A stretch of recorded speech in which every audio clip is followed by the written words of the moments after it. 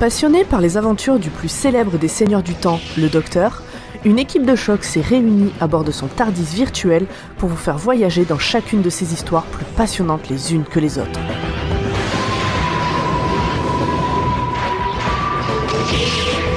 Bienvenue, vous êtes dans Dr. Watt.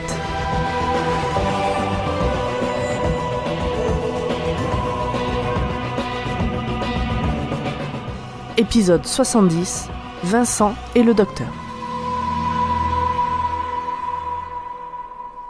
Bonsoir, bienvenue dans Dr. Watt, le podcast où Audrey vous parlera de vomi, mais jamais, au grand jamais, de docteur. D'ailleurs, elle a succombé. Elle est tombée dans les griffes de la grande gastro et elle ne pourra pas nous rejoindre ce soir. Non mais quel hipster, tout le monde a le Covid et elle a fait la gastro quoi. Bah bien sûr, mais c'est une constellation suffisamment éloignée, hein, c'est pas assez dur. Pour qui est-ce qu'elle se prend? La honte. Bref, ce coup-ci, c'est Audrey qui n'est pas là. On a tous nos petits désagréments. Et vous les avez entendus, dans notre TARDIS virtuel, nous avons ce soir Pomme. Coucou. Nimp. Salut. Et Zou. Salut. Et des bisous à Audrey, remets-toi bien. Bien sûr, Audrey, on te veut te revoir vite. Enfin, de loin, mais oui. Ouais, de loin toujours. Comment dire ?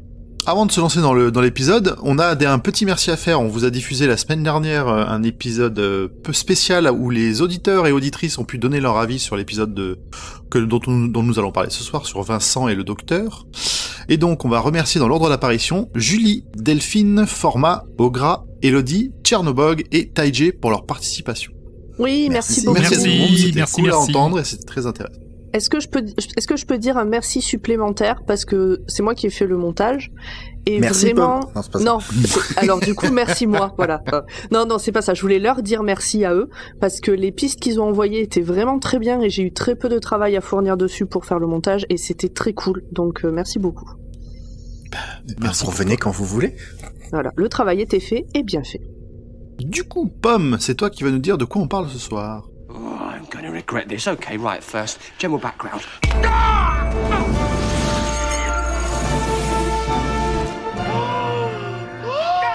Oui, alors ce soir, ça va être la grosse marade, les copains. Attention, c'est Vincent and the Doctor. J'ai bu beaucoup d'eau avant l'épisode pour pouvoir chialer toutes les larmes de mon corps pendant l'enregistrement. C'est quoi, je viens de me dire, putain, j'ai pas pris de mouchoir. Ah, c'est bon, j'en ai un là. Alors, donc, Vincent and the Doctor, traduit par Vincent et le Docteur. Ça va. Cet épisode est sorti le 5 juin 2010 en Grande-Bretagne et le 5 mars 2011 en France. Il a été réalisé par Richard Curtis, qu'on connaît pour 4 mariages et un enterrement, Coup de foudre à Notting Hill, Le journal de Bridget Jones, Love Actually, que des trucs qui n'ont rien à voir avec ce qu'on va faire ce soir. Quoique, un peu de somme quand même, bref. Ouais, si, quand même, mais on peut reconnaître sa patte, tu vois, c'est quand même un épisode qui est bien filmé, qui a plein de bonnes idées, même alors moi je dirais que cet épisode est largement au-dessus de tous ces films, en termes de qualité. Oh non, Bah, c'est des films sympas, mais bon, bref. Ah, mon cœur se brise. Mais... Ah non, mais clairement... Attendez, Coup de foudre à Notting Hill. Bah, c'est un film qui est très bien, mais Vincent et le Docteur, cet épisode-là est au-dessus en termes de qualité, Mais 4 mariages et un enterrement, Love Actually, enfin, c'est pas possible. Et il y a About Time. C'est aussi Richard Curtis. About Time. Mais je connais pas. Genre mon film préféré. Je sais pas ce que c'est. En français, c'est Il était temps. C'est l'histoire d'une famille où les hommes de la famille, quand ils s'enferment dans des endroits sombres, ils peuvent remonter dans leur propre vie pour changer le cours de leur vie. C'est avec Bill Nighy dont on parle juste après, Rachel McAdams. Alors, je suis vendu sur le concept, je vais le prendre. Je te crois quand tu dis que c'est un film bien, et Nimp, je te crois quand tu dis que c'est ton film préféré, mais le pitch fait flipper par contre. Ouais. Les hommes de la famille. Oui, bah oui. Bon, bah, ah oui, ça... Écoute, c'est pas moi qui ai écrit le pitch.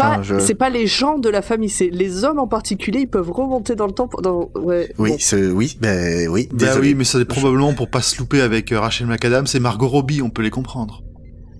Oui, d'accord. Je suis en train de regarder ce qu'il a fait, il y a tellement de films qui apparaissent que je sais pas si il a fait quelque chose dans chacun d'eux.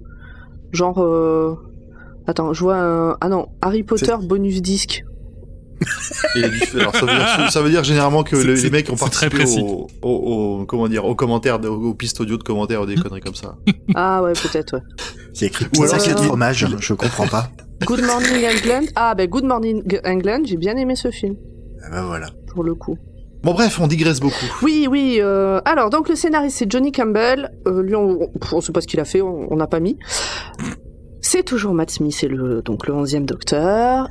Il est toujours accompagné de sa compagnonne Amy, jouée par Karen Gillan. Et en acteur notable, on retrouve Tony Curran, donc dans le rôle de Vincent Van Gogh, qui a aussi joué dans Gladiator, La Ligue des Gentlemen Extraordinaires, il joue l'homme invisible, donc du coup vous le reconnaîtrez peut-être pas, et dans des séries comme Daredevil, et puis plus récemment Flash.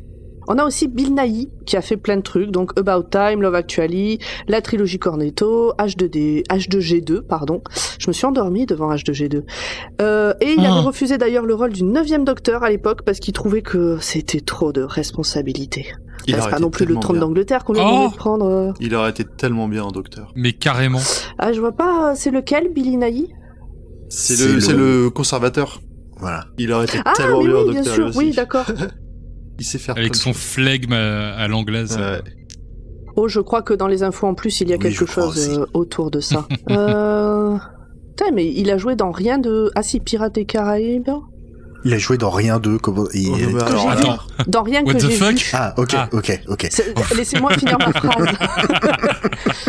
mon cœur J'ai s'est vu... arrêté. Si, j'ai vu Love Actually une fois, mais T'as voilà. pas vu Underworld?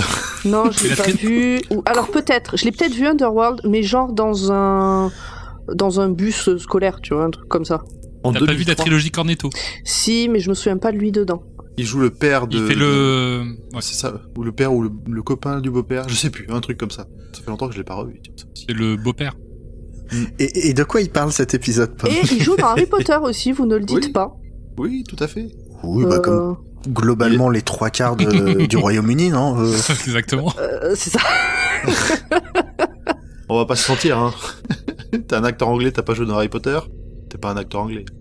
Ouais. C'est que t'es un acteur américain, du coup. Voilà. Ou australien, je sais pas. Bon, allez, on va arrêter de repousser le moment fatidique. De quoi est-ce que ça parle? Eh bien, ça parle de Vincent Van Gogh. Donc, autant vous dire que c'est pas la grosse poilade. Tout le monde connaît à peu près l'histoire de Vincent Van Gogh. Amy et le docteur arrivent en France à je sais plus quelle date, mais Vincent Van Gogh est là. Ils le croisent. Évidemment, Vincent Van Gogh est quelqu'un qui n'est pas du tout aimé par la population. C'était le cas dans sa vraie vie. C'est dans la série un peintre un peu poète, j'allais dire, dans sa manière de présenter les choses. Beaucoup de poésie, tout ça. Et puis, ben voilà, qu'est-ce qui va se passer? Merci, Pomme. C'était un peu foutraque hein, ce résumé, j'avais pas du Oui, tout préparé. c'est pas grave, c'est pas grave, ça c'est pas sorti du tout. Alors, avant qu'on passe au résumé rapide, un peu plus long, mais quand même rapide par rapport à ce qu'on faisait avant, qu'est-ce que vous avez pensé de l'épisode et surtout comment est-ce que vous convaincriez un auditeur ou une auditrice de le regarder, à part de prendre des actions chez Kleenex. Vas-y. Ah bah, bon, quand la liste des épisodes de la saison 5 est sortie, c'est-à-dire un tout petit peu avant la saison 5, il y avait écrit Vincent et le docteur, et j'ai un tout petit peu sauté sur ma chaise, vu que sur ma carte d'identité à côté de Zu, il y a écrit Vincent. Voilà. Donc à un moment, je me suis dit ouh, et en plus j'adore Vincent Van Gogh, c'est Mais du coup, peintre. Oui, Vincent, c'est ton nom de famille, donc tu t'appelles Zu Vincent. exactement. C'est voilà. Et Vincent Van Gogh est un peintre que j'ai eu l'occasion d'étudier pendant mes études, donc en plus je savais plein de trucs et j'étais vraiment impatient et j'ai pas été déçu, et c'est un épisode voilà dans lequel en fait le docteur est décevant, mais le reste est merveilleux. Ok, merci. Pomme, pardon, un moment d'absence. Ouais. Alors, comment convaincre les gens? Alors, en fait, c'est très compliqué cet épisode parce que c'est très beau. J'adore cet épisode. Je ne suis absolument plus capable de le revoir en entier parce qu'il me touche beaucoup trop. Je pense que je commence à pleurer pas loin de la moitié et ce coup-là, je l'ai même pas revu en entier. C'était pas possible. De toute façon, je voyais plus l'écran, donc ça servait à rien, globalement. Puis je l'ai déjà vu plein de fois, donc quand même, je connais l'histoire, quoi. C'était pas une découverte. Donc, le conseiller, c'est compliqué, en fait, dans ces conditions, parce que il est très beau, et en même temps, moi, j'ai du mal à dire à quelqu'un, regarde cet épisode, tu vas chialer. Oui, alors, mais Zu le fait beaucoup. Ah, c'est trop bien cette série, qu'est-ce que j'ai pleuré! Mais oui, mais chialer pour les bonnes raisons, ça veut dire que c'est quand même de la qualité, donc c'est que ça t'a remué à l'intérieur, c'est bien. Oui, non, mais complètement. Mais du coup, j'ai tendance à le conseiller parce que c'est un très bon épisode. Cette fin est sublime. Mais maintenant, avant, je le faisais pas. Maintenant, je précise, je mets genre trigger warning. Je précise quand même que ça parle de Van Gogh qui était dépressif, qui s'est suicidé, etc. C'est pas une vie marrante. Voilà. Maintenant, je préfère le préciser. Voilà. Après, ça dépend des gens. Hein. Tout le monde réagit pas de la même manière. On n'est pas tous des fontaines intérieures. Hein. On n'a pas tous les mêmes déclencheurs. Mais voilà. Mais c'est un très bel épisode, ça, c'est sûr. Ok, merci. Et toi, Nimp? Bah moi, je suis plus Monet. Du coup, cet épisode... Money. Du coup, bof, quoi. Non, très bel épisode, bien sûr. Je m'ennuie un peu au milieu de l'épisode. Ça me fait toujours ça à chaque fois que je le vois. Mais ouais, grosse chialade parce que tout est porté par le jeu d'acteur de la personne qui joue Monet, qui joue Van Gogh, pardon. Quand un épisode avec Monet. Il est exceptionnel. Beaucoup plus chiant. Ouais, donc ce jeu d'acteur qui est exceptionnel, cette fin qui vous tire les larmes de manière incroyable. Donc voilà, bon épisode. Mais je sais pas si je le conseillerais pour découvrir la série en tout cas. Alors, c'est peut-être pas le meilleur épisode pour découvrir la série, ça c'est sûr. Hein. Ça, je peux bien l'accorder sans souci. Mais bel épisode sur un personnage historique. Très bien. Oui, Grand poil. Écoutez, moi c'est un épisode effectivement que j'aime beaucoup aussi, que ce soit le traitement de la solitude, de la dépression. Vraiment, il m'a... Tony Curran là-dessus, il m'a touché à chaque fois qu'il apparaît à l'écran, quoi. Même quand il doit faire un peu le naïf devant ce que ça fait le docteur et Amy. Donc moi si je recommande à fond cet épisode, ça faut pas avoir peur de ses sentiments et de pleurer un coup de temps en temps. Mais à part ça, non, excellent. Juste pour préciser, je viens de faire une recherche vite fait sur pas Wikipédia mais presque. Je pense qu'on va souvent dire la dépression. C'est ce qui est plus ou moins montré dans cette série, dans cet épisode. Mais je viens de lire sur un site, donc les diagnostics posthumes de l'instabilité mentale de Van Gogh vont de la malnutrition à l'alcoolisme en passant par la syphilis, l'excessive consommation d'absinthe, la schizophrénie paranoïaque, la maladie de Ménière, que j'ai pas eu le temps de chercher ce que c'était, la maniaco-dépression, l'empoisonnement à la digitale, la porphyrie et une intoxication à l'essence térébenthine. Ça fait beaucoup de choses. Alors je sais pas si c'est les possibilités ou s'il avait tout ça en même temps, mais ce monsieur n'allait pas bien. Alors tout ça en même temps, j'espère pas. Alors ça fait beaucoup tout ça en même temps, mais un grand nombre à la fois, pour sûr, et il a eu tout ça dans sa vie. Bon voilà, c'est juste pour dire, je pense qu'on va souvent employer le terme de dépression, mais c'est... Bon voilà. Bon très bien, merci pour ces petites précisions, on fera un peu attention. Zu, est-ce que tu veux te lancer? C'est parti. This is a fixed point. This must happen. This always happens. Don't worry. Suite au drame de l'épisode précédent, le docteur est particulièrement aimable et gentil avec Amy et l'emmène donc à Paris, la ville lumière, et plus précisément au plus beau de ses musées, le musée d'Orsay. Oui, je m'engage dans ce résumé. Là, elle tombe... Bah oui, il faut y aller. Elle tombe évidemment sous le charme des œuvres impressionnistes, mais plus particulièrement de l'exposition dédiée au néerlandais Vincent van Gogh. Mais la joie est de courte durée, car le docteur remarque une forme terrifiante dans les vitraux de l'église d'Auvers-sur-Oise. Amy et lui partent alors à la rencontre du plus célèbre des peintres de tous les temps, Générique. Mais quelle est cette forme étrange? Pardon. Générique, on va découvrir.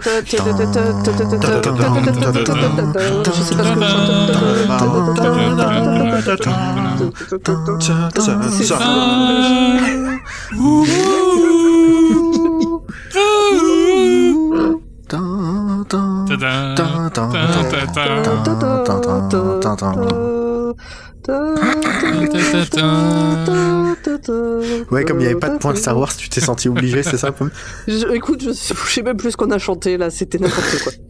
Non, c'est ça qui je est suis bon. désolé, Nimp et moi, on a très bien fait. Grand Poil, il a tenté un mouvement. Je sais pas si j'étais bon, mais oui. Il a vu une bretelle d'autoroute, il est rentré, et puis il est ressorti direct. Bon, c'est des choses qui arrivent. Envoyez-nous vos génériques, évidemment. Ben, moi, j'étais en marche arrière sur l'autoroute. C'est ça.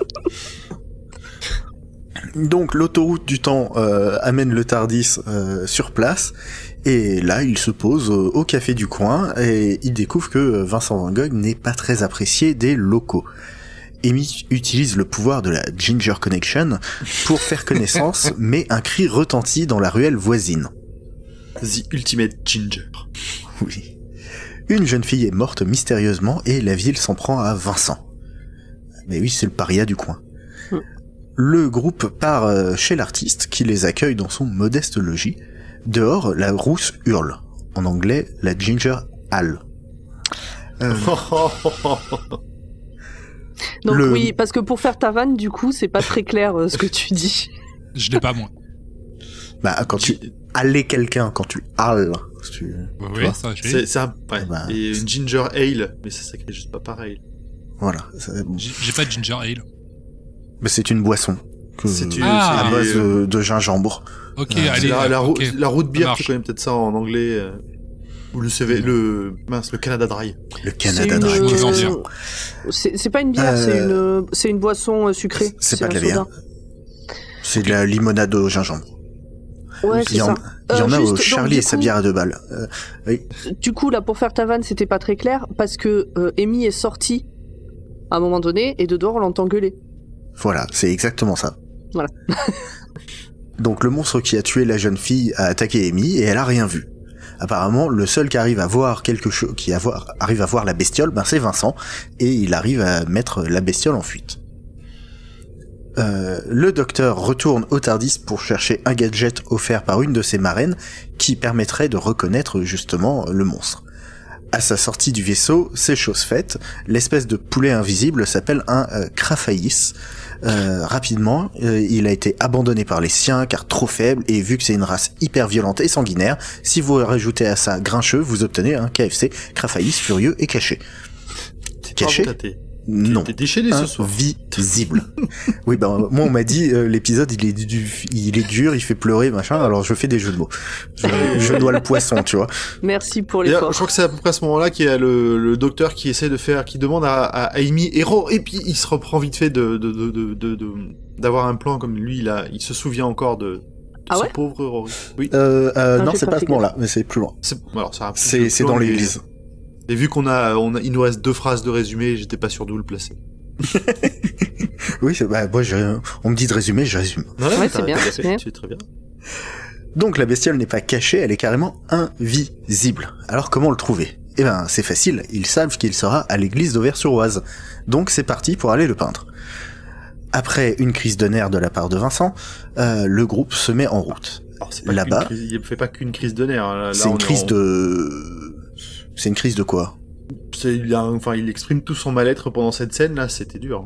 Ouais, crise de nerfs, on pourrait croire qu'il était juste énervé et puis qu'il a claqué une porte et qu'il s'est barré. Là, il est recroquevillé sur lui, il crie, enfin, on sent une douleur intérieure qui essaie de sortir, quoi. Bah, c'est pour le coup la vraie définition d'une crise de nerfs, c'est-à-dire qu'il ne se contrôle plus, enfin, il n'a plus aucun contrôle sur lui-même et ses émotions, et il est... c'est douloureux, on sent que c'est très douloureux. Voilà. Donc à l'église, Vincent peint... il prend son temps, il peint l'endroit, et le monstre apparaît. Le docteur y va, Amy le suit, ils sont pris au piège, Vincent débarque pour les aider, c'est le roue de secours, et tentant de se défendre, le peintre transperce la bête avec son chevalet. Le est mort.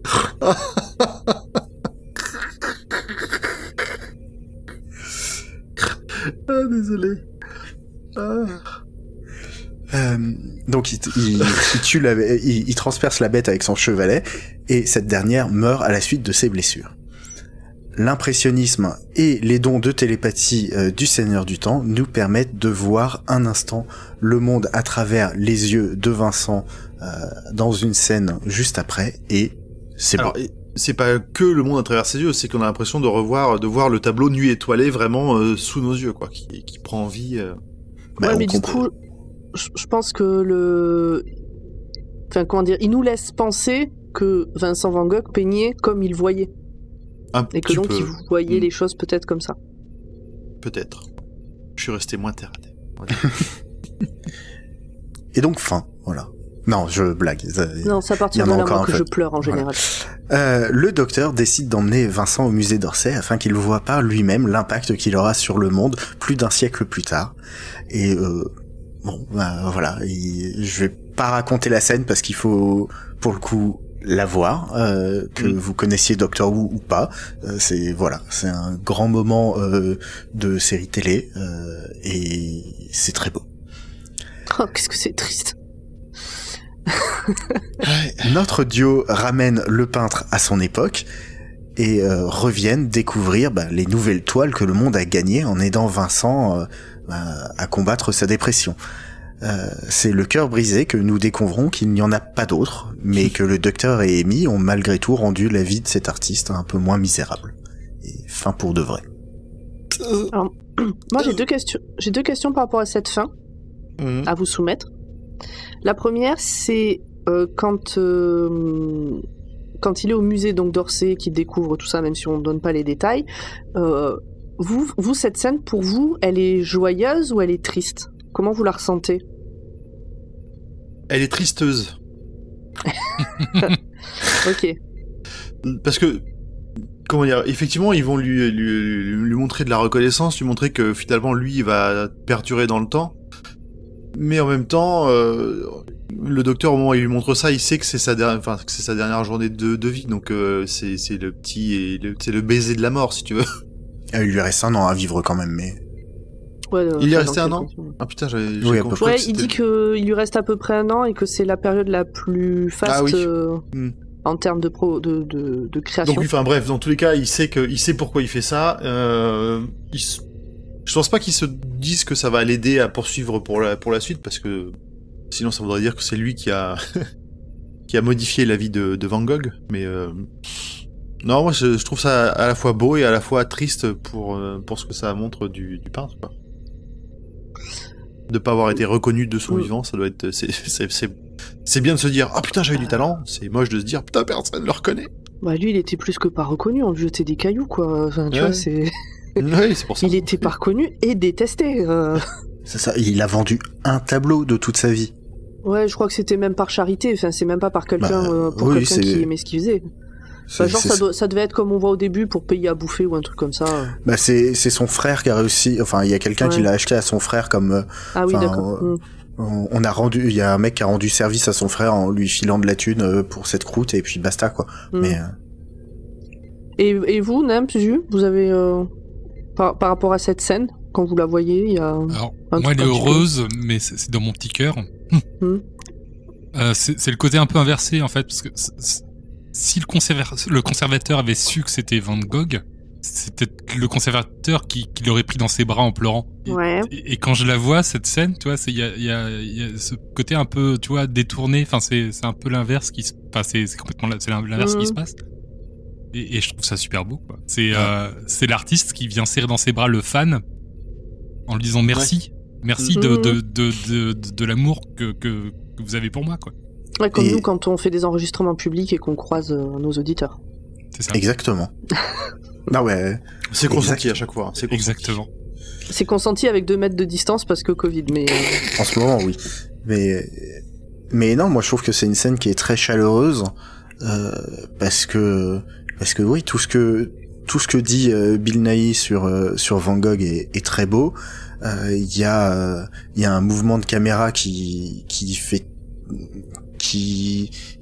te met dedans, en fait c'est une scène qui comment dire, c'est trop, tout est trop, c'est-à-dire que il y a le mouvement de caméra, il y a les larmes, il y a la musique, il y a le texte, il y a t'es overwhelmed. J'ai pas le mot en français. Ok, Jean-Claude. Bah, désolé, t'es surchargé, c'est trop. Voilà, c'est trop. Tout est trop, mais c'est pas trop dans la tristesse et la douleur. C'est vraiment trop dans l'amour et la chaleur. Oh, putain, mais je sais pas comment vous faites. Moi, elle me brise le cœur cette scène, mais vraiment à chaque fois, je la trouve d'une. Alors c'est peut-être pas le mot, c'est peut-être pas triste, mais d'une. Comment dire Ah, je trouve pas le mot, ça me fait chier. Tu vois, je trouve ça beaucoup plus heureux et engageant de montrer à cet artiste qui souffre tout l'amour, toute la reconnaissance et tout ce que il a pu engager derrière, que par exemple un général qui va c'est un exemple semi-Doctor Who, donc voilà, qui va s'être battu pour son pays, etc., qui va être juste connu pour une défaite militaire et qui va être moqué pendant des générations et des générations plus tard. Tu vois, c'est je vois pas rapport. Si tu veux, l'héritage de Van Gogh est beau, et le fait qu'ils se le prennent comme ça dans la face, il est lui aussi surchargé de bonheur et d'un amour qu'il a jamais connu de son vivant. Mais je pense que en fait cette scène me brise le cœur parce que c'est de la fiction et que dans la vraie vie il a jamais connu ça. Oui. Je pense qu'il doit y avoir quelque chose de ça. Parce que mais vraiment quand je dis que je pleure devant cette scène, c'est pas parce qu'elle est juste émouvante, elle me détruit cette scène, vraiment, c'est bon, voilà. Et donc j'en parlais avec quelqu'un qui l'a trouvée très heureuse cette scène, et sur le coup je me suis dit attends quoi, mais comment c'est possible? Mais non, bah, visiblement ce n'est pas la seule personne. Bon. Ah bah il y a des deux dedans. Hein. Ouais. Et donc ma deuxième question c'était, est-ce que à un moment lors de votre premier visionnage vous avez pensé ou espéré qu'il y ait un changement dans la fiction, dans la vie de Van Gogh? Non. Moi, je me suis demandé un peu ce que donnerait la fin, justement, où il lui montre ça, et ça changerait quelque chose pour lui, et finalement, non, a priori. Ok. Moi, je me souviens pas. Ah, j'allais te poser la question aussi. Ouais, mais j'arrive pas du tout. Je pense qu'au fond, j'espérais... Je sais que Doctor Who, des fois, ils font des twists, genre Agatha Christie, ils la font disparaître, mais on sait que dans Doctor Who, elle était dans le TARDIS en train de faire autre chose et puis elle est revenue. Donc du coup, j'espérais un twist du genre finalement il se suicide pas, mais il a arrêté de peindre parce que j'en sais rien, tu vois, il allait mieux et du coup tu vois, une connerie. J'avais trop d'espoir sur cet épisode, beaucoup trop de sens. Bon bref. Ok, allez voir cette fin de... Est-ce qu'on a elle est sur YouTube, allez la voir. Est-ce qu'on a fait le tour? Ouais, mais sur YouTube, t'auras, même si l'acteur joue bien, il manquera un peu de charge émotionnelle pour apprécier cette fin, même si elle est en soi, la scène est vraiment magnifique. Ouais, mais même si ne serait-ce que la fin, pour quelqu'un qui a pas forcément envie de se taper tout l'épisode, au moins aller voir cette fin parce qu'elle, d'un point de vue pas cinématographique, c'est pas du cinéma, mais d'un point de vue réalisation et fiction et tout ça, elle est très belle. C'est comme pour la série Six Feet Under, même si on s'est pas fait toute la série, de voir les 9 minutes de fin de série, rien que ça, cette fin est tellement belle que même si vous avez pas vu la série, allez voir les 9 minutes de fin de série de Six Feet Under. J'arrête de parler jusqu'à ce que ce soit à moi, ou que j'ai quelque chose à dire. Et dans ce cas-là, on va pouvoir passer à notre chronique, à notre section suivante, qui est la discussion entre les chroniqueurs. Et c'est moi qui commence par une question existentielle, parce que pendant l'épisode, ils prononcent le nom de Van Gogh de deux manières différentes, ils se mettent jamais d'accord. Van Gogh ou Van Gogh? Est-ce que c'est lié au fait que ce soit néerlandais, qu'on le prononce nous français comme des sagouins, ou c'est les Anglais qui en font un peu trop? Eh ben, tu sais quoi? Ma première note sur l'épisode, c'est le gars dit Van Gogh, le doc dit Van Gogh. Moi, j'avais entendu Van Gogh.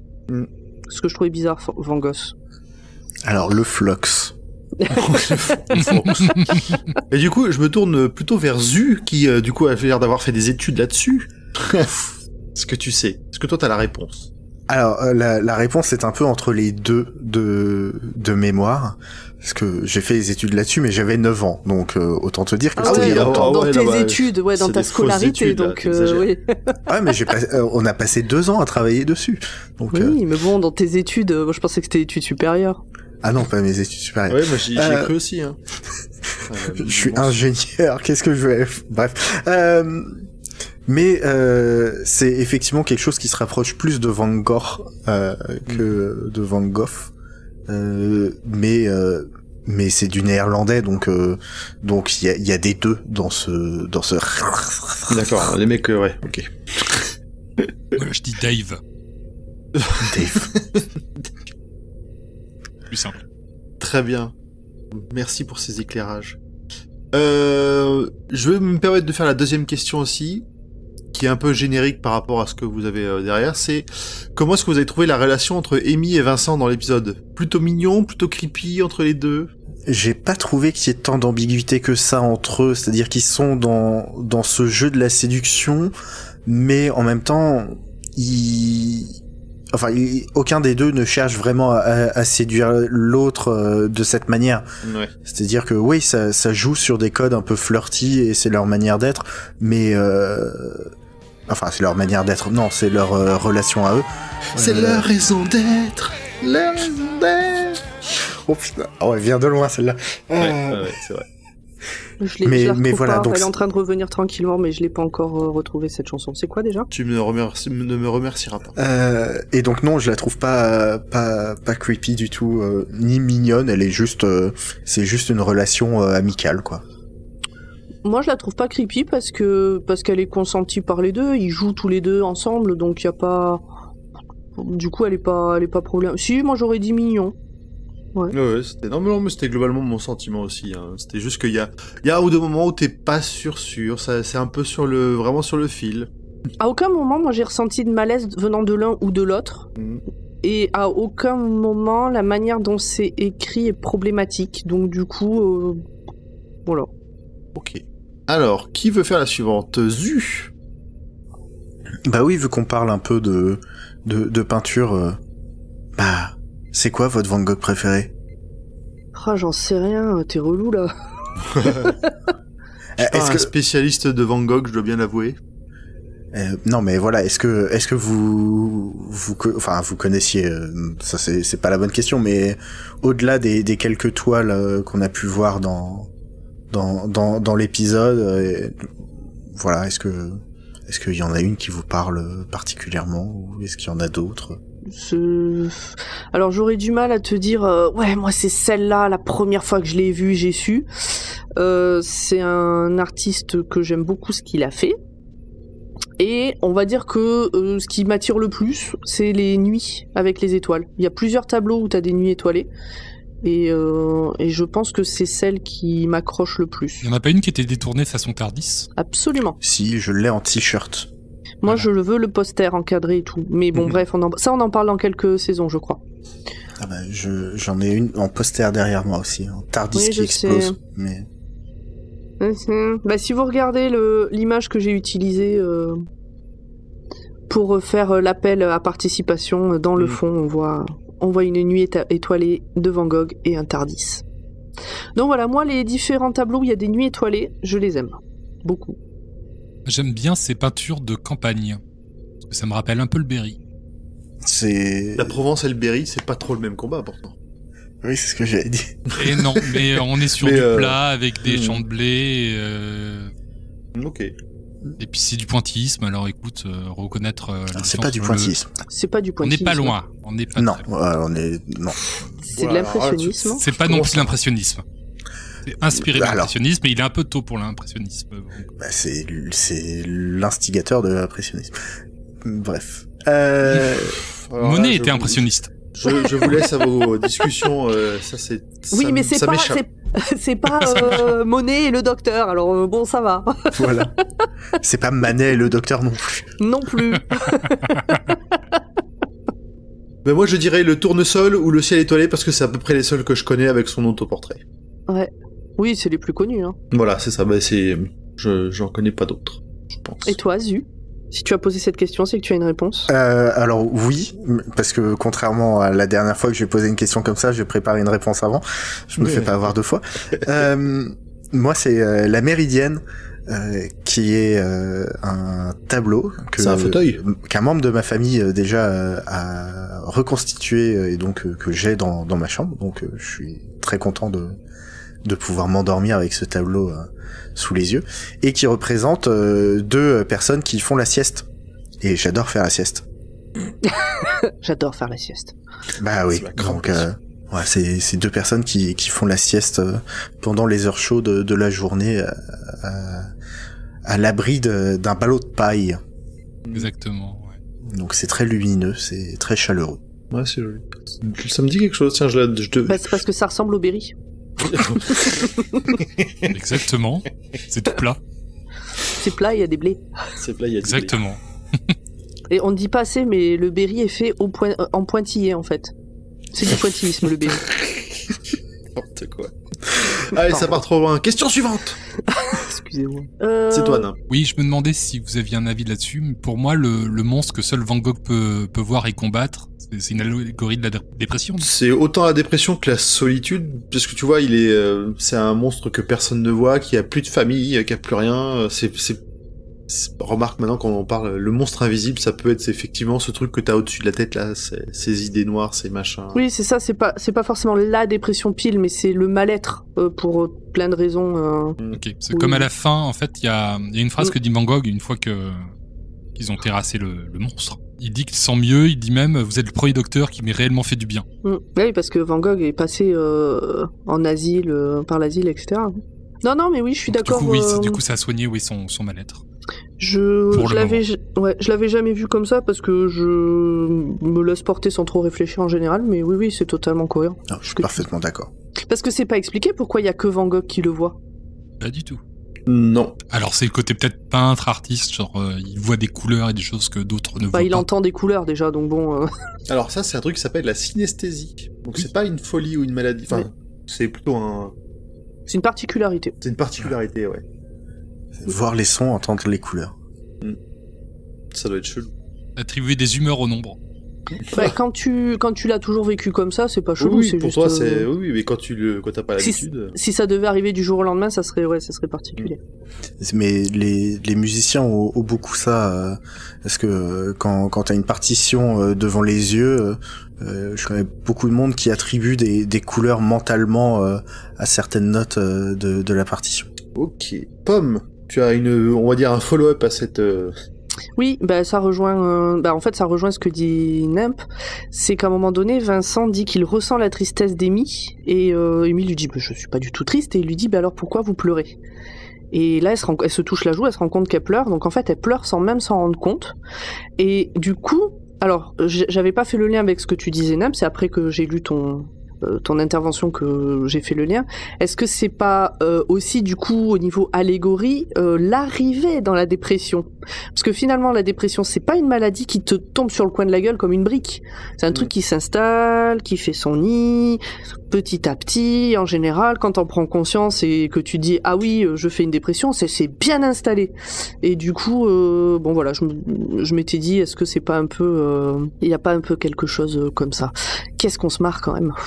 Oui, après la tristesse de Amy, elle est quand même assez différente vu qu'elle sait même pas pourquoi elle est triste, vu qu'elle ne se souvient pas de Rory. Et il y a tout ce côté amnésie que Van Gogh a pas et voilà. Alors, oui, Amy elle fait un deuil sans savoir qu'elle en fait un, donc c'est ça. C'est très compliqué, mais bon voilà, j'avais relevé ça, ce truc de... Non mais oui, avec la dépression tu peux aussi être triste sans savoir vraiment pourquoi, sans qu'il y ait forcément une raison. Oui, il y a pas forcément on sent quand même que du coup au plus profond d'elle, Amy est pas... Comment dire, Amy est toujours marquée par ça, par la disparition de Rory, même si elle ne le sait pas. C'était dans l'épisode d'avant. Oui, mais on se rend bien compte qu'elle ne sait pas. Ah oui. Oui, parce que quand on voit cet épisode-là de la chialade, en vrai, on sort de l'épisode où Rory meurt. Voilà. Donc en fait, on en a 2 épisodes de la putain de chialade. Ça va, heureusement, on en a après qui est beaucoup plus léger, mais quand même. Ah. Alors, elle a fait un peu plus... Enfin, ils ont fait plus de sauts que ça aussi, oui. en Tardis. Oui, en vrai, ça fait un moment qu'ils se baladent, là, les deux, mais... Il le cite au début de l'épisode. Enfin, Émile dit, vous m'avez emmené voir ça, voir ci, je sais plus quoi exactement, mais ça avait l'air merveilleux. Ouais, donc, bon, voilà, c'était le point... Très bien. Et le point aussi, du coup, pardon, parce que ça revient toujours à ces trucs de dépression et tout ça, et donc de Van Gogh qui finit par se suicider dans la vraie vie comme dans la série, et de tous ces gens qui se suicident et dont on dit ah bon, mais il était triste parce que comme Emilia, elle pleure sans s'en rendre compte et en fait elle n'est que joie et rigolade et grands sourires et machin. Bon voilà. C'est un mal insidieux, on va dire. Hein, c'est. Mais après, voilà, il y a tout le côté dans cet épisode aussi de Amy et le docteur qui ont apporté, qui ont essayé de faire pencher la balance. Oui, bien sûr. Dans l'autre sens, et qui, oui, ils ont pas réussi à effacer toutes les souffrances de Vincent, mais ont réussi à alléger un peu le fardeau pour un temps, ce qui est déjà énorme. Bon, et sinon, pour calmer un peu la bonne ambiance, un autre moment ultra joyeux. Bah, t'en as déjà parlé un petit peu dans la scène de fin. Ouais, mais en fait, donc il y a la scène de fin au musée d'Orsay où rien que les 3 premières notes, je peux pas regarder la suite. Mais je me souviens parce qu'en fait, je me suis dit bon, je vais passer pile ce moment et puis je vais reprendre la suite. Mais en fait, juste après, il y a la scène dont je vais parler qui me replonge encore un peu plus dans la déprime. Donc c'est là que j'ai dit je vais arrêter l'épisode. Ça sert à rien. En fait, donc Van Gogh voit le musée d'Orsay avec ses œuvres. Que le musée est blindé, il le ramène, il est heureux, Van Gogh, il leur dit au revoir, quand ils partent, il a un grand sourire, et Amy, et donc le docteur retourne au musée d'Orsay, et Amy est prête à aller voir toutes les nouvelles œuvres de Van Gogh, et il n'y en a pas une de plus. Et donc elle va demander à quelle date il s'est suicidé, bon, rien n'a changé. Donc là, Amy, elle est... comme moi, elle est devenue une flaque. Et le docteur lui dit, mais parce que en fait, il y a une pile de tout ce qui va pas et une pile de ce qui va bien. Et malheureusement, la pile de ce qui va bien, malgré tout, des fois, elle n'arrive pas à contrebalancer la pile de tout ce qui va pas. Et ça aussi, ça fait partie des moments où, mais qu'est-ce que ça me fait pleurer parce que c'est tellement vrai. Il va bien, ce monsieur qui a écrit ça. Qu'est-ce qu'il devient? Qu'est-ce qu'il est devenu Richard Curtis, non, c'est pas Richard Curtis à la réal. Je ne sais pas. Johnny Campbell. Johnny Campbell, est-ce que ça va dans ta vie? Est-ce qu'on en parle? Je vais aller voir. On essaiera de le retrouver, mais hors de l'épisode au cas où on ait des mauvaises surprises. Bon voilà, ce moment c'est le deuxième effet qui se coule, le deuxième coup dans la nuque. Non, mais c'est clair que c'est un épisode qui est difficile, mais c'est difficile, pas désespéré. C'est carrément complètement désespéré. Il se suicide, Zu. Qu'est-ce que tu veux que ce soit pas désespéré? Non, j'ai du mal à. En fait, j'accepte que toi tu vois des trucs positifs dans cet épisode, mais j'ai vraiment du mal à le comprendre. Hein, je t'avoue. C'est Westworld. Donc il va pas bien. C'est ce que j'allais te dire. T'as dit quoi? Il a fait Westworld, donc moi j'ai dit donc il va pas bien. Clairement pas. Ah, il a fait In the Flesh, pardon. J'adore cette série. Je ne sais pas, je n'ai même jamais entendu le nom de cette série. Il est toujours en vie Il est toujours en vie. In the Bone and in the Flesh. Je trouve, enfin, je vais me répéter, mais l'héritage et la lumière qu'apporte Amy et le docteur oui, c'est triste, mais c'est pas désespéré. Ou alors on donne pas le même sens au mot. Bon, bref. Je pense que les gens qui nous écoutent ont compris nos avis sur la question.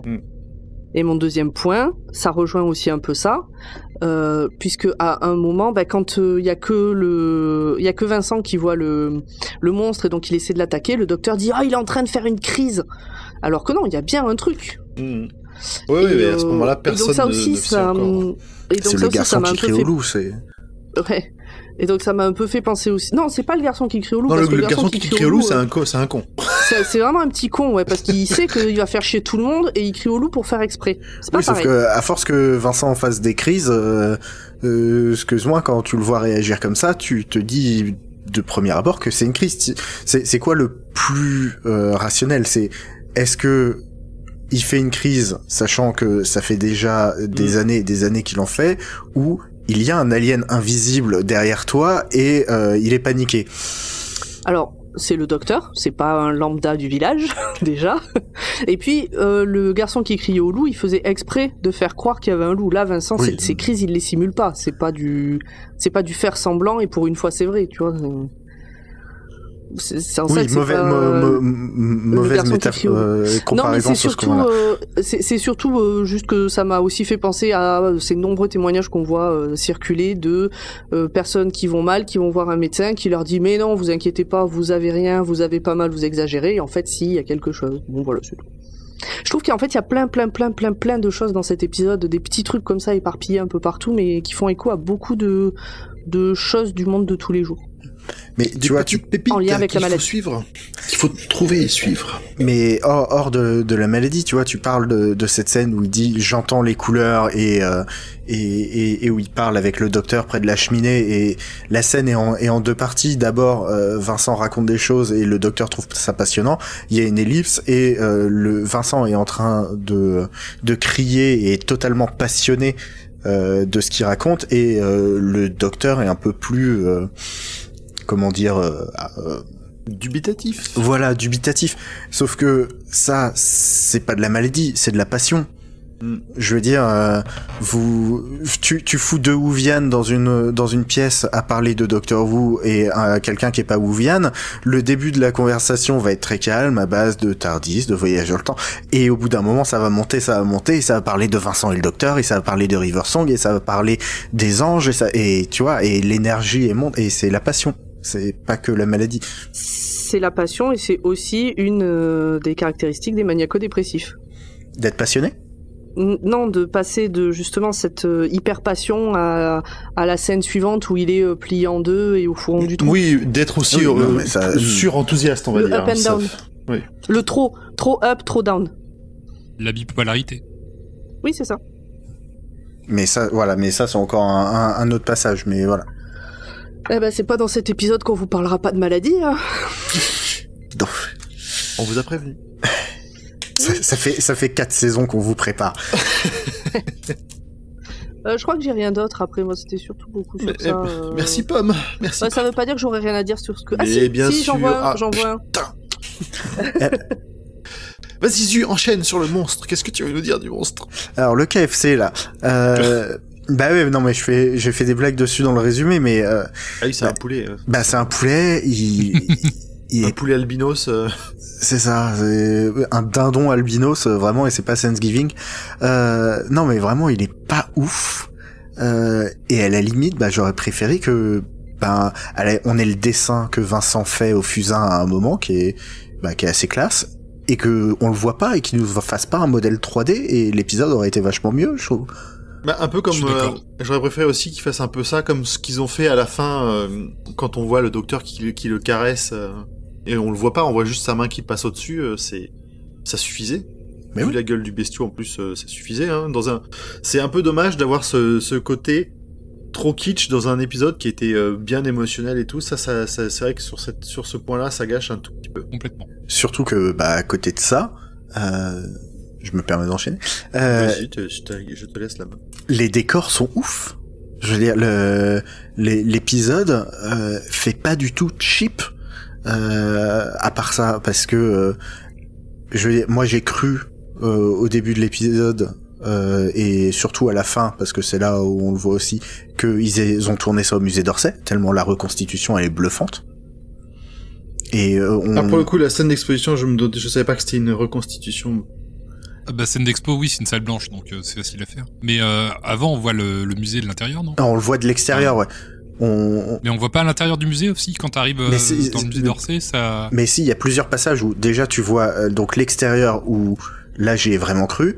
T'as des escaliers où j'y ai vraiment cru. Après la salle d'exposition, c'est une salle d'exposition lambda.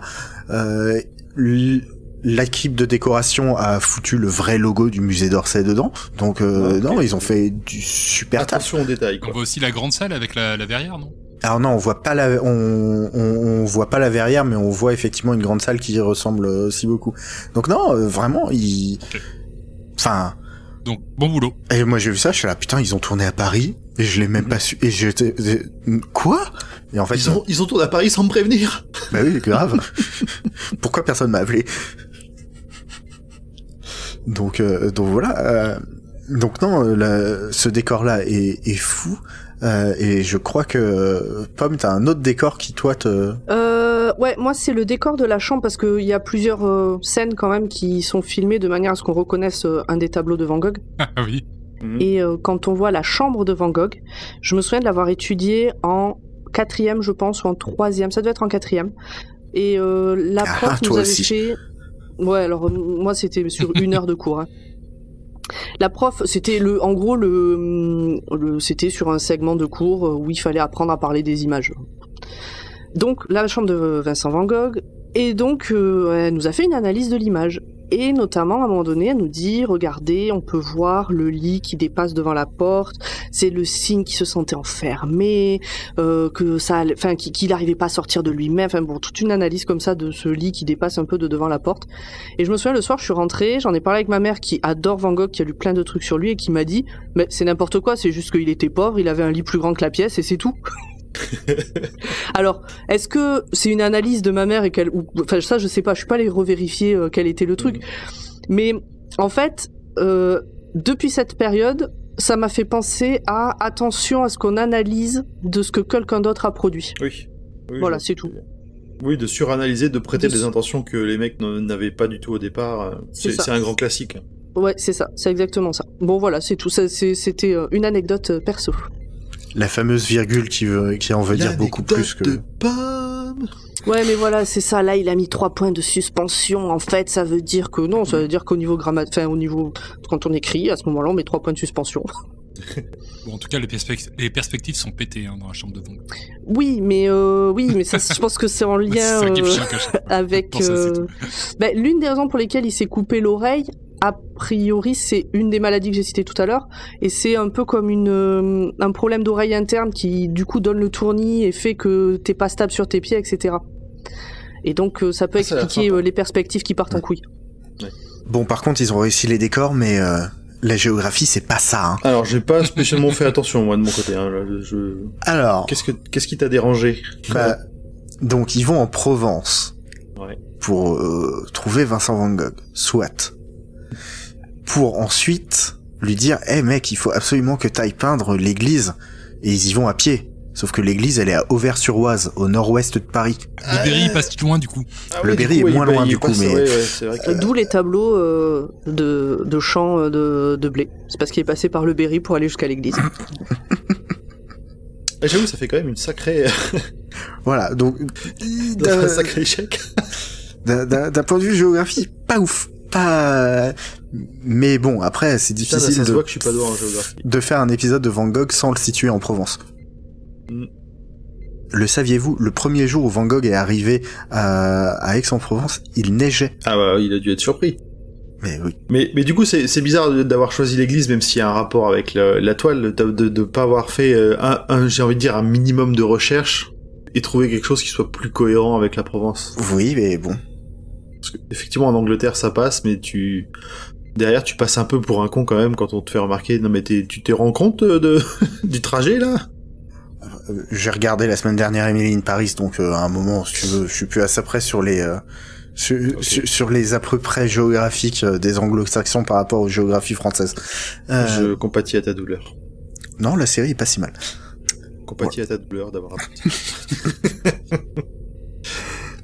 Très bien. Est-ce qu'il te reste, il nous reste deux petits points à voir sur ces côtés-là. Il reste un point, oui, parce que on a beaucoup parlé de Vincent, de l'épisode de la dépression, mais on va quand même parler un peu du docteur. Je sais pas vous, mais surtout dans cet épisode, le docteur est encore un grand enfant. Ah, il fait n'importe quoi. Beaucoup plus que par exemple les épisodes précédents, genre quand il arrive au café, c'est limite s'il est cow-boy, tu vois, en mode... Oui, il lui manque que le cure-dent. Mm. Qu'est-ce que j'ai noté d'autre? Oui, il y a quand il va pour chercher son détecteur à monstres, là, il fait je reviens, vous aurez pas le temps de dire ouf. Et puis là, il revient dans la pièce en faisant ouf. Il fait pas si vite que ça. Pourquoi Après, il y a des trucs qui sont mignons, tu vois, quand il tire la langue dans le miroir, dans les machins. Mais bon, alors après, c'est peut-être ça qu'apporte un peu de légèreté aussi à l'épisode, mais est-ce qu'il en fait pas des caisses pour Amy aussi? Je me demande exactement la Moi, même je pense que chose. c'est ça aussi. Hein, c'est que à l'origine, c'était un voyage pour lui changer les idées, pour. Non, parce qu'il le fait tout seul aussi. Ah. Une fois qu'il est dans le personnage, il est dans le personnage. Oui, c'est pas faux. La scène où Van Gogh dit à Amy pourquoi vous pleurez, t'as le docteur qui est en retrait qui marche juste derrière et t'as un plan où tu vois vraiment le docteur, en fait tu les entends parler, tu vois juste l'épaule de Van Gogh. T'as ce plan sur le docteur qui a l'air concerné de l'état d'Amy.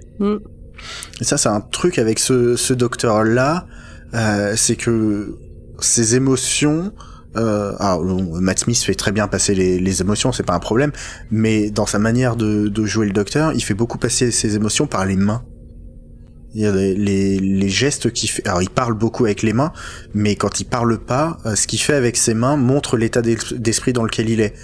C'est-à-dire que il peut être en train de taper entre ses mains, donc là tu le vois qu'il est assez joyeux, assez joueur, et dans cette scène dont tu parles, Nimp, ce qui est fou, il est juste derrière, il est recourbé, et il se tord les doigts, vraiment, ouais, tu le sens tendu. Donc voilà, le docteur, ce grand gamin, c'était mon dernier point. Ouais, quand il court dans la rue là avec le machin là pour voir le poulet derrière, on dirait un pantin qui est mal articulé. Justement, ça parfait enchaînement sur les moments choisis par chacun, et celui-ci est exactement le mien. La course-poursuite avec le poulet dans un rétro. J'ai trouvé ça, effectivement, très drôle, très léger, il fait n'importe quoi, t'as l'impression qu'effectivement il a trop de coudes, trop de genoux, je sais pas quoi, il y a plus d'articulation qu'un humain normal. J'adore quand il est comme ça, Matt Smith. Oui, je te rejoins. Et toi, Pomme, quel est ton moment préféré? Moi, c'est un moment qui rappelle une anecdote perso, parce que ça faisait longtemps que j'en avais pas dit. Quand ils sont allongés à regarder les étoiles, et que donc ils discutent, c'est juste après avoir tué le monstre, je pense. Donc ils sont allongés et puis ils se tiennent les mains. Je sais même plus de quoi ils parlent exactement, mais donc on voit les étoiles. On a l'impression que le docteur, c'est la première fois qu'il prend le temps de regarder les étoiles. Et puis on voit à travers les yeux de Van Gogh, le ciel se modifie comme dans un de ses tableaux. Et donc moi j'adore ce moment parce que l'été, quand on est tous en famille, le soir, souvent on est une vingtaine, donc on met pas la télé, c'est pas viable. Et donc souvent on se met dehors devant la maison, il y a une grande étendue d'herbe et donc on est qui assis sur une chaise en train de boire une tisane, qui allongé. Donc souvent avec les petits cousins on est allongé, puis on discute en regardant les étoiles et c'est des moments que j'aime bien. Donc voilà, ça m'a un peu fait penser à ça. Et c'est un moment léger. Oui, c'est un moment... C'est un souffle. Et tu les vois encore? Ce mois dans le Berry, quand j'y vais, je ne les vois plus. Les blés sont trop... Non, c'est la lumière des villes qui ont grandi, plus l'autoroute qui s'est installée à côté. Non, nous ça va, c'est en plein Ariège et il y a vraiment rien qui a changé depuis des dizaines d'années. L'arrière de l'Ariège, non, c'est dur à dire. L'arrière de l'Ariège. Donc pour l'instant, pour ça, c'est protégé. Bah moi j'ai une scène légère aussi de cet épisode que j'aime beaucoup. C'est la scène de peinture justement, parce que bon, outre le fait que Vincent Van Gogh est beaucoup trop près de cette église pour la peindre de la manière dont il la peint, mais ça c'est une autre histoire. J'aime beaucoup le jeu avec le docteur où il sait pas où se mettre. Et le temps passe normalement, dans le bon ordre, et le docteur, ça le rend fou. Et ça me fait beaucoup rire. Bon, et puis moi, comme tout le monde a eu la politesse de pas prendre la fin, j'ai pris la toute fin de la fin. Qui est un peu la note positive, quand même, sur la fin de l'épisode. On a, donc, après le moment chialade, on a Amy qui est revenue avec le docteur, du coup, au musée d'Orsay, voir les nouvelles toiles. Il n'y en a pas de nouvelles parce que Van Gogh s'est suicidé. Et elle marche vers les tournesols de Van Gogh. avec la signature sur le tableau pour Amy. Et elle dit quelque chose du style on aurait une sacrée descendance de poils de carottes. Mais oui. Voilà, moi ça me fait sourire. Les roues ultimes. Exactement. Les roues The Ultimate Ginger. Et c'est mignon, et c'est le côté aussi, comme disent qu'ils ont eu un impact dans sa vie malgré tout. Il y en a une trace. Ils n'ont pas fait que passer. Ouais. Et c'est beau. Oui. Bon, pardon. Allez, je vous propose qu'on passe aux détails que vous avez probablement loupé si c'est la première fois que vous voyez l'épisode, mais pas nous. Wait, I missed it. I saw it and I missed it. What did I see? What did I see? I saw. Alors, c'est la deuxième aventure de cette saison à ne pas faire apparaître de fissures. En même temps, vu la précédente, il fallait bien faire une pause. Et quand Vincent est dans le TARDIS et que le docteur lui pointe les boutons ketchup et moutarde, on peut voir un vieux récepteur ACDC, alors un vieux récepteur radio de construction Magpie Electricals, le magasin dans The Idiot Lantern en saison 2. Sinon, nous avons quelques anecdotes sur l'épisode. Dans le café, on peut entendre une version de l'accordéon de I Am the Doctor. Il faudra absolument que j'aille réécouter ça. Ah oui, j'ai pas fait gaffe non plus. Durant le confinement, il y a eu de nombreux visionnages simultanés sur Twitter où le cast réagissait en direct. Et pour Vincent et le docteur, c'était avec le mot-clé #UltimateGinger le 30 mars, jour de l'anniversaire de Van Gogh. Durant cet événement, Matt Smith a proposé une théorie selon laquelle le docteur Black. C'est pas Blake? C'est le curateur, Ah, c'est Blake. C'est Blake, il me semble que j'ai entendu Bill Blake. Nighy, quoi. Oui, donc Bill Nighy serait une future incarnation du docteur revenant s'aider dans le rôle d'un curateur de musée. Mais bon, c'est une petite théorie amusante. Pas plus. Et pour des facilités de fiction, ou parce que personne n'a vraiment vérifié, Auvers-sur-Oise, on vous l'a dit, la ville où se situe l'église peinte par Vincent Van Gogh est bien la ville où ce dernier s'est ôté la vie. Mais ce n'est pas du tout en Provence, c'est dans le nord-ouest parisien. C'est Comme on l'a dit, hein, ils auraient pu faire un petit c'est pas loin de Pontoise. C'est ça. Ouais, c'est ça, je vois maintenant, je vois. Eh ben écoutez, Oui. merci, on a fini. C'était malgré cet épisode difficile, c'était quand même un épisode léger. Mais quand je pense qu'au début je me battais avec Ju pour savoir qui ferait le résumé, je suis tellement heureuse que ce soit lui qui l'ait fait. Tellement heureuse. Bah donc tant mieux. Je suis très content de l'avoir fait aussi. Tout tombe très bien. Chaosu. Voilà. Et tu as de très beaux résumés à faire en fin de saison. Oui, c'est vrai. Bon, mais on se fait des bisous. Un petit mot. Donc déjà, on redit merci aux personnes qui nous ont envoyé un épisode pour la semaine d'avant, qui nous ont envoyé leur petit commentaire. Ouais, merci beaucoup. Tout à fait. Le point corpo, je vous conseille d'aller écouter un épisode de Watchlist qui s'appelle La Passion Van Gogh. Donc sur un film qui parle de Van Gogh, qui est dessiné à la manière de Van Gogh, qui est un film animé, mais pas dessiné, il est peint. C'est des peintures à l'huile, à l'acrylique, mises en mouvement. Ah oui. Voilà, c'est un watchlist que j'ai fait avec Delphine de Radio Beer Catch, qui nous a aussi laissé un commentaire la semaine dernière, son avis la semaine dernière. Et voilà, allez écouter cet épisode de watchlist et allez voir ce film. On souhaite un bon rétablissement à Audrey. Oui, on lui fait des gros bisous. Oui. J'espère qu'au moment où sortira Gros cet bisous à épisode, donc le 21 janvier. Ah bah on va espérer qu'elle a une musique là, oui. Sachez que si vous ne m'avez Sinon on va retrouver une demi-Audrey et encore. si vous ne m'avez pas encore souhaité mon anniversaire, vous avez une semaine de retard. Voilà, je très dis bien. ça comme ça. Plus t'insistes, moins j'imprime la date. Sérieux en plus. Et il vous reste un peu plus d'une semaine pour aller voter pour Quelque chose et Pépite, les fictions du label Podcut qui sont en lice dans le concours de fiction audio Nuit sans images. Bah, on mettra le lien en description, comme ça si les gens veulent aller les voter, ça sera plus simple. Exactement. C'est parfait. Et bah écoutez, on se dit à dans 15 jours. Oui, à dans 15 jours, dans 15 des bisous, tout ça, Bye bye. Ciao, bye bye.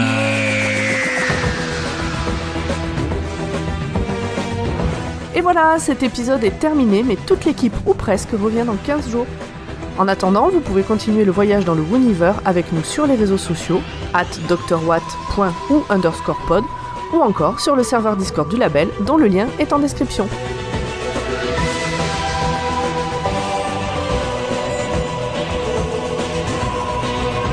Vous pouvez aussi nous soutenir via le Patreon du label sur patreon.com/podcut afin de nous permettre de financer les 25 podcasts du label.